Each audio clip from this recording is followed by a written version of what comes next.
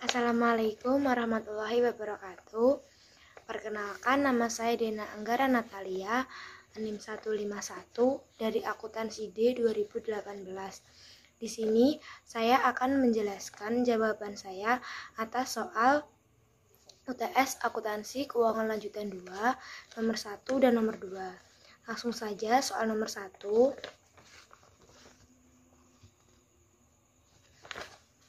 PT Simon membeli 100% saham biasa PT Farina pada tanggal 31 Desember 2019 seharga 150 juta. Berikut ini neraca kedua perusahaan pada tanggal akuisisi adalah sebagai berikut. Pada tanggal penggabungan usaha, nilai buku dari aset dan kewajiban PT Farina mendekati nilai wajar. Yang diminta A. Buatlah ayat jurnal eliminasi yang diperlukan dalam penyusunan neraca konsolidasi sesaat setelah penggabungan usaha. Dan yang ke B, buatlah kertas kerja neraca konsolidasi. Langkah pertama yang saya lakukan yaitu mencari tahu apakah saham ini dibeli pada nilai buku atau di atas nilai buku. Caranya dapat diketahui biaya perolehan investasi yaitu sebesar 150 juta. Nah, nilai buku PT Farina dapat diketahui dengan menjumlahkan saham biasa dengan saldo laba PT Farina. 60 juta ditambah dengan 90 juta, yaitu sebesar 150 juta. Selisih antara nilai buku dan biaya perolehan investasi yaitu sebesar 0. Atau dengan arti lain tidak terdapat diferensial. Jadi, kasus PT Simon dan PT Farina ini kepemilikan penuh dibeli pada nilai buku. Yang A, ayat jurnal yang diperlukan ada 1, yaitu saham biasa PT Farina di debit 60 juta, saldo laba PT Farina di debit 90 juta, dan investasi pada saham PT Farina 150 juta. Jurnal ini dilakukan untuk mengeliminasi saldo investasi. Nah, kenapa akun investasi perlu dieliminasi? Karena dari sudut pandang investasi tunggal, suatu perusahaan tidak dapat memiliki investasi dalam dirinya sendiri. Saham anak perusahaan dan akun ekuitas pemegang saham tersebut harus dieliminasi. Karena apa? Karena saham anak perusahaan dimiliki semuanya di dalam entitas konsolidasi tersebut dan tidak ada klaim pihak luar. Yang ke B, membuat kertas kerja konsolidasi.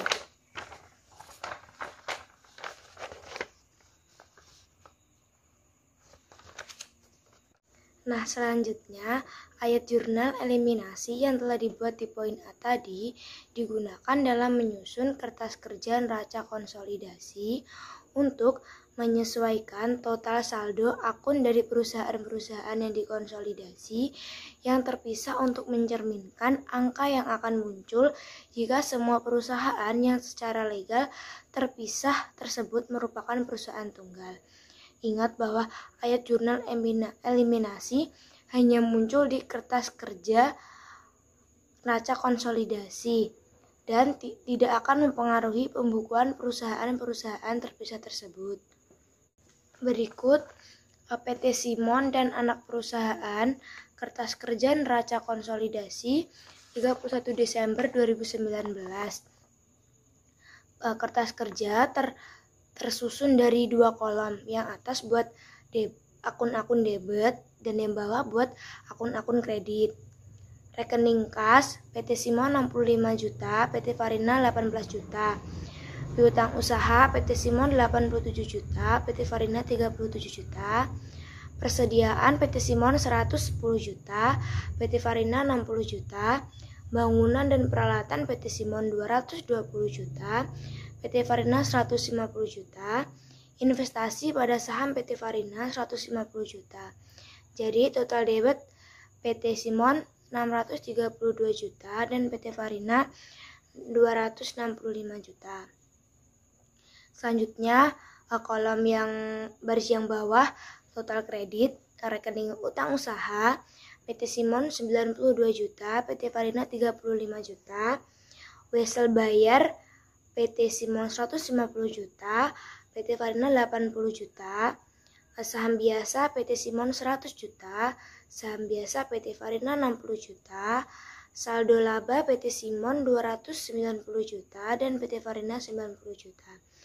Jadi diperoleh total kredit 632 juta dan total kredit PT Farina 260 juta. Selanjutnya yaitu kolom eliminasi. Kolom eliminasi ini diperoleh dari ayat jurnal eliminasi yang telah dibuat di poin A. Nah, ayat jurnal eliminasi ini digunakan untuk mengeliminasi atau menyesuaikan saldo investasi dan ekuitas pemegang saham PT Farina. Di rekening investasi pada saham PT Farina kredit 150 juta dan di rekening saham biasa PT Farina debit 60 juta, saldo laba PT Farina didapat 90 juta. Jadi total eliminasi di debit 150 juta dan total eliminasi di kredit 150 juta. Kolom berikutnya yaitu konsolidasi, kolom konsolidasi. Kolom konsolidasi ini diperoleh dari kolom neraca, akun-akun di saldo di neraca ditambah dengan adanya eliminasi yang diperlukan. Jadi ini yang rekening kas.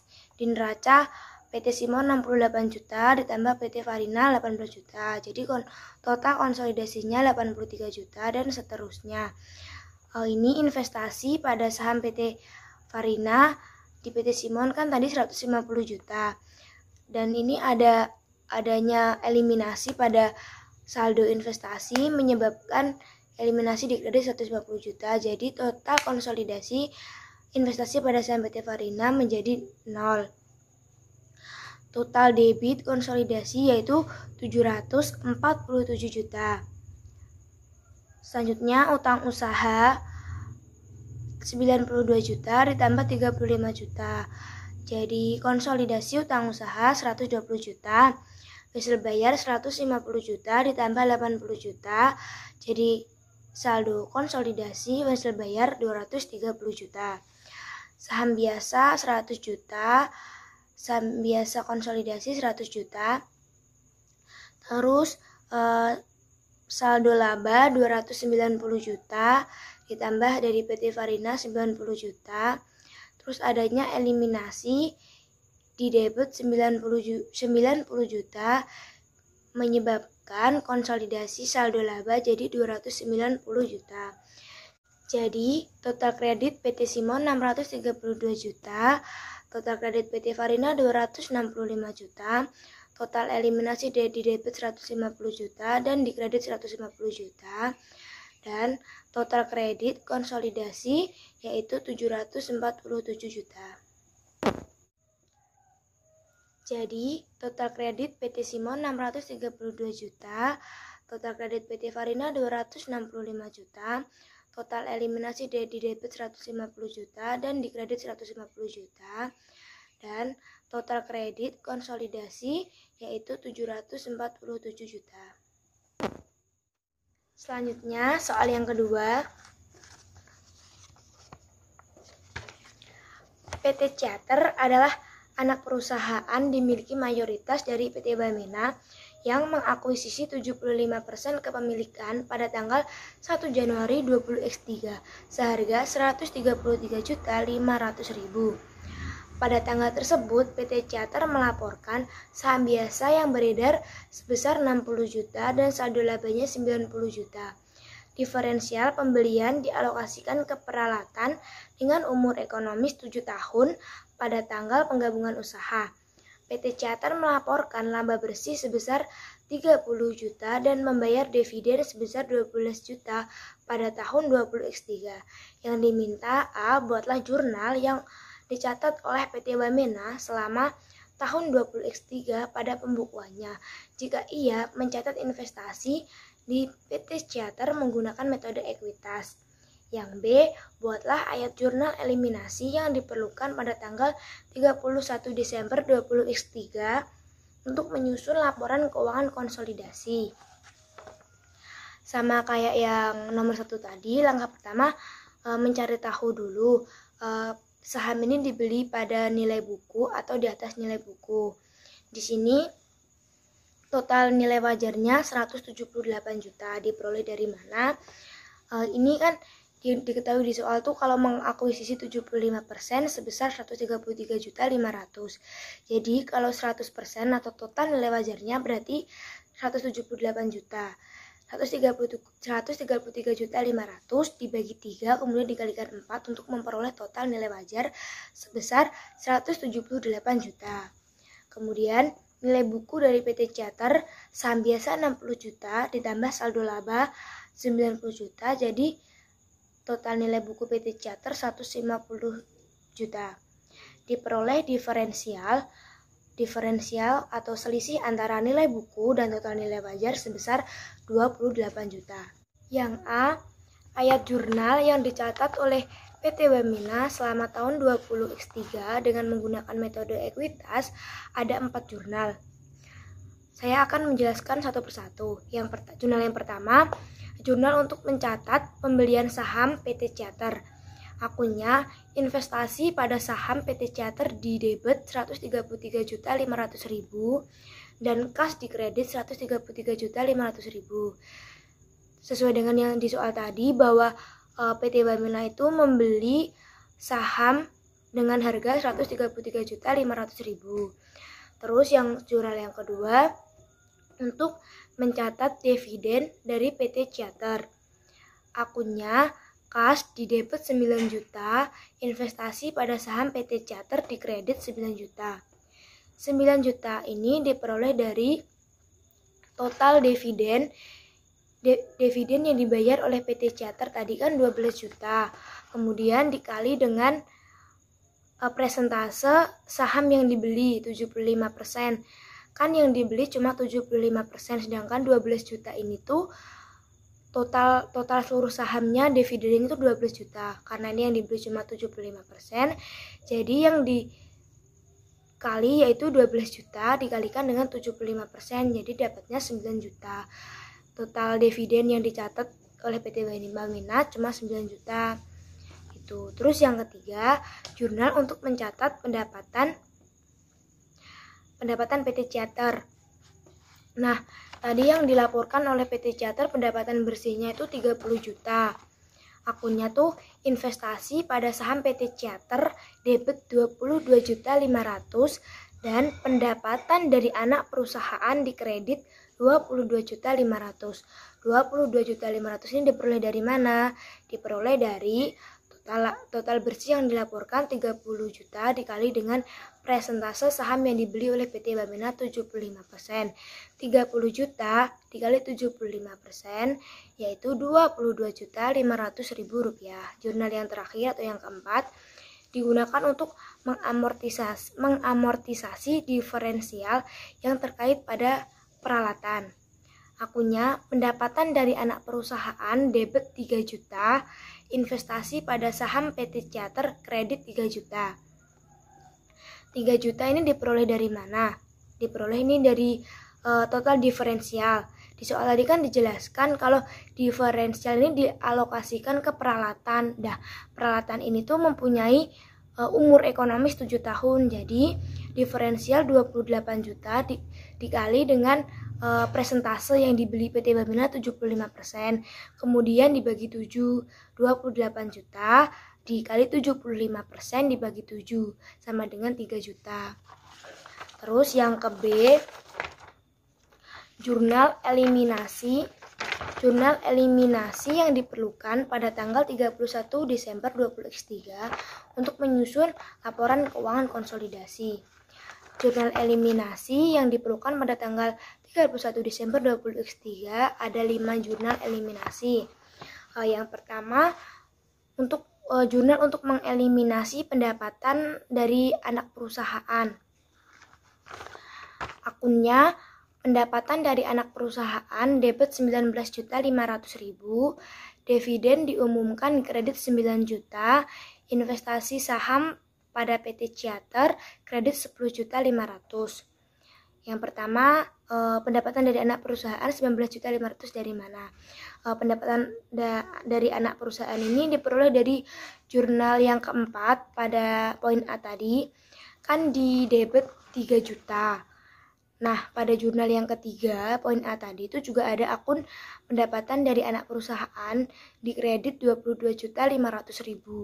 Jadi, pendapatan dari anak perusahaan di kredit 19.500.000. Karena ini digunakan untuk mengeliminasi atau untuk menyesuaikan, jadi dibalik pendapatan dari anak perusahaan di debit 19.500.000. Untuk dividen yang diumumkan 12 juta dikali proporsi atau presentase saham yang dibeli PT Wamena 75% sama dengan 9 juta.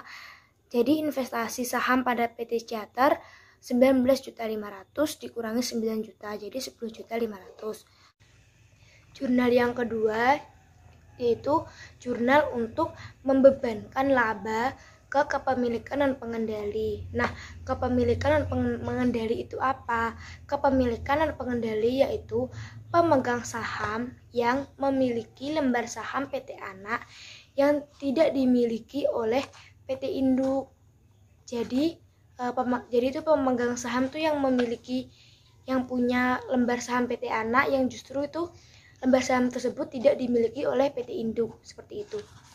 Akunnya pendapatan untuk kepemilikan dan pengendali sebesar 6.500.000 di debit, dividen diumumkan di kredit 3 juta, kepemilikan dan pengendali di kredit 3.500.000. Perhitungan yang pertama, pendapatan untuk kepemilikan dan pengendali diperoleh dari penjumlahan pendapatan bersih PT Ciater sebesar 30 juta ditambah dengan amortisasi diferensial terkait dengan peralatan selama 20x3. Ini diperoleh 28 juta, diferensialnya dibagi dengan masa umur ekonomis peralatan 7, jadi 4 juta. Jadi diperoleh laba yang disesuaikan oleh PT Ciater sebesar 26 juta, 30 juta dikurangi 4 juta.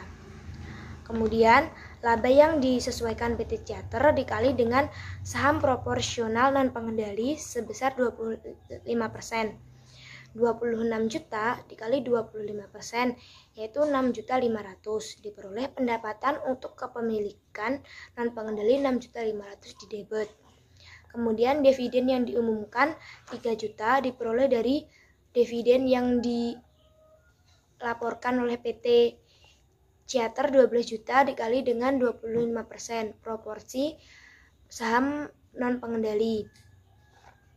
Kemudian kepemilikan dan pengendali tinggal mengurangkan 6.500.000 dikurangi dengan dividen diumumkannya 3 juta. Jadi diperoleh kepemilikan dan pengendali 3.500.000 di kredit.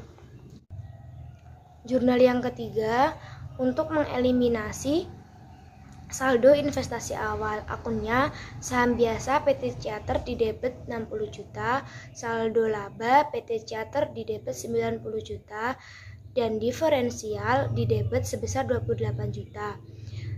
Investasi pada saham PT Ciater di kredit 133.500.000 dan kepemilikan dan pengendali di kredit sebesar 44.500.000. 44.500.000 ini diperoleh dari total yang di debit tadi kan 178 juta, kemudian dikurangi dengan investasi pada saham PT Ciater 133.500.000. Terus jurnal yang keempat digunakan untuk mengalokasikan diferensial ke peralatan.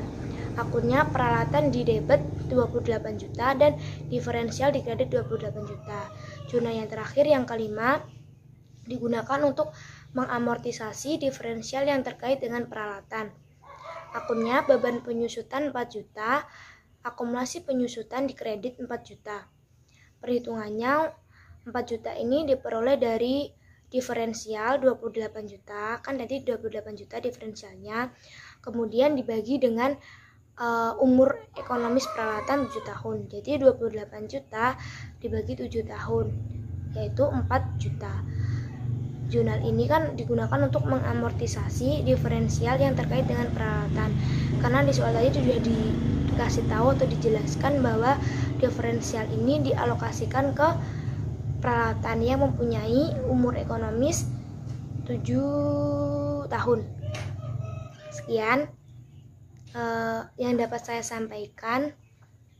Mohon maaf apabila ada salah-salah kata. Wassalamualaikum warahmatullahi wabarakatuh. Terima kasih.